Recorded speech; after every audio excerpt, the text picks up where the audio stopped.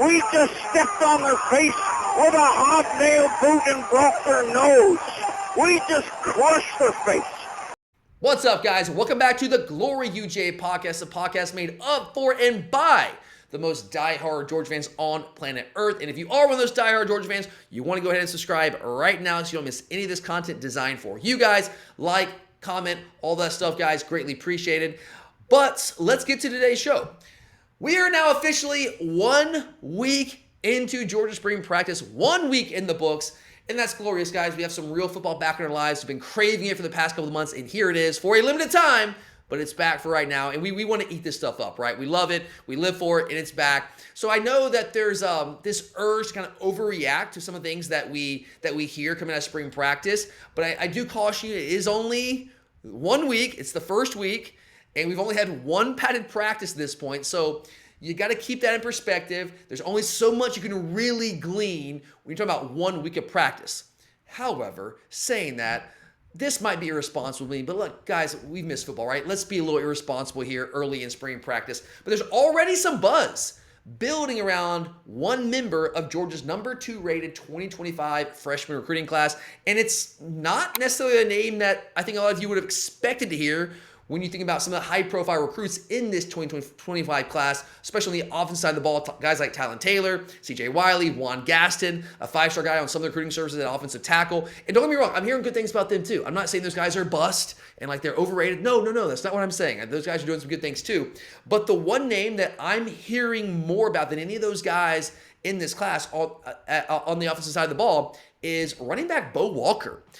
And I've heard his name from a number of people I trust here in Athens, and I've seen that echoed in some practice reports. So it does seem like there's something to this buzz that I'm hearing early on in spring practice about Bo Walker. And again, that might be a little surprising considering his recruiting profile. He's not one of these hotshot 5-star guys. Wasn't one of the more highly covered guys in this class. But I think there's some context there, okay? Yes, it's true. He's only a 3-star guy. I say only. 3 stars are still really good players. And he was rated number 376 overall nationally, number 30 running back in the country. So when you see those numbers and you go into spring practice, you're trying to pinpoint, okay, which freshman can make an impact early on in their careers. Bo Walker's name might not have been the name at the top of your mind, right? On the tip of your tongue there. But there's some context there. So this is a guy that committed back in December of 2023. So it's he got his recruitment done with very early on. He didn't want to play the recruiting game, didn't really play the recruiting game, didn't do the whole camping circuit, didn't give a lot of interviews, wasn't going a lot of official and unofficial visits to other places. He committed to Georgia, like, I got my school, I'm done with this, I don't want to deal with it. Some guys are like that. And sometimes those guys go underreported on and they get underranked because they're not, I don't want to say not interesting to the recruiting writers, but those guys, like, they run a business, right? They tend to put a lot of emphasis on the guys that are uncommitted so that they can generate clicks, right, and generate interest there. There's a lot of intrigue around those kind of names.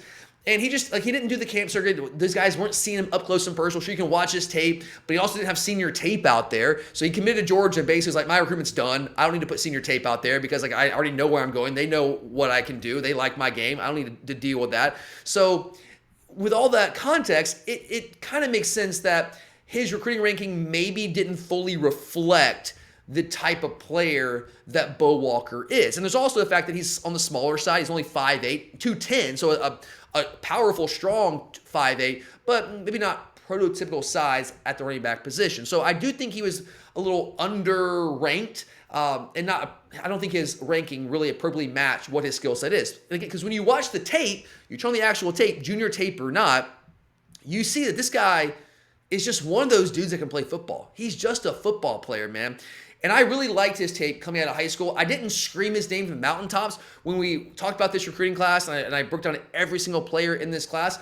I told you guys I liked Bo Walker. I was excited about him, but I didn't pinpoint him as like, hey, this is a guy that can make a major impact as a freshman, because I'm always hesitant to say that about guys when I don't have senior tape to operate off of, because we're talking about a full year of development. Where are you right now? Because that's the most relevant in terms of like me projecting forward next year, what kind of impact you can have year one as a freshman. I like to see that senior tape. And we didn't have that with Bo Walker. I love the junior tape, but we didn't have the senior tape. But junior tape or not, it's good stuff, man. And if you haven't seen it, go to Huddle after you watch this video, put it on and just treat yourself. Like, do yourself a solid and watch it. Because what you're going to see on tape is a guy that I don't think is necessarily a plus athlete, not the greatest athlete out there, but a good athlete. You don't get recruited by Georgia if you're not a good athlete, but maybe not like the biggest home run threat, the running back position that you'll see out there. But he also does a lot of the things that running backs have to do to have success at the college level. He does a lot of those things really, really well. And I do think that sometimes, especially the running back position, all positions, but certainly running back position, I think it's one of those positions where we get kind of caught up in the metrics. Like, what is your 40, right? What is your vertical? All those kind of things. What's your short shuttle? And don't get me wrong, those metrics have their place, right? But I think we can sometimes lose sight of, like, can you play the game of football? Are you good at this game? And when you watch Bo Walker on tape, you see that, yeah, definitively, this guy can play football. So I've seen his tape. I've watched this guy on TV a couple of times. So if you watch high school playoffs here in Georgia, you saw Cedar Grove, I think it was 2 years ago in the state championship game. So this guy, he should be a name if you follow recruiting that you're aware of. But again, maybe not the most high-profile guy in the class. But if you watch him play on tape, he runs with a really low center of gravity. I love that about his game. If I had to give you like the closest comp in recent years with the Georgia program, I would say maybe Elijah Holyfield. That's not a perfect comp, but Elijah was a shorter guy, but also like powerfully built. And, you know, he was 5'10", but Bo Walker, he's 5'8", so he's even shorter, but in that compact frame, you have a really strong, powerful running back. So I guess that's the closest comp I could give you in recent years from the running back position here at Georgia. But he runs with a really low center of gravity, as you might imagine, at 5'8". He's really elusive, really strong cutting ability. He's got great short area quickness. He's fast. Maybe not the fastest running back I've ever seen, but he's got really, really good short area quickness, strong cutting ability, has a great ability to set up defenders and then cut on a dime and make them miss in space, can make them miss in the hole.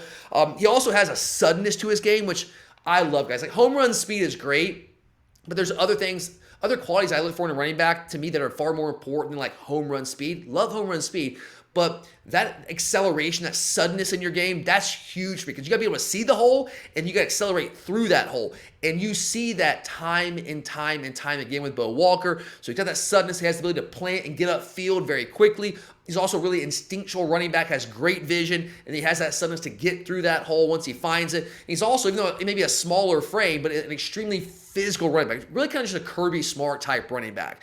Like just a downhill physical runner that's certainly going to fit Georgia's scheme. So you see the ability on tape. So on one hand, maybe it shouldn't be that surprising when you watch tape to hear this guy is already kind of making a name for himself very early on in spring practice. And then you add to that, well, there's opportunity available to him. Like for me, when I'm projecting like what members of the freshman class are going to make the biggest impact in year one, there's really, I boil it down to two general things. Number one, do you have the ability? Do you have the talent to go out there and make an impact year one? Okay, that's question number one.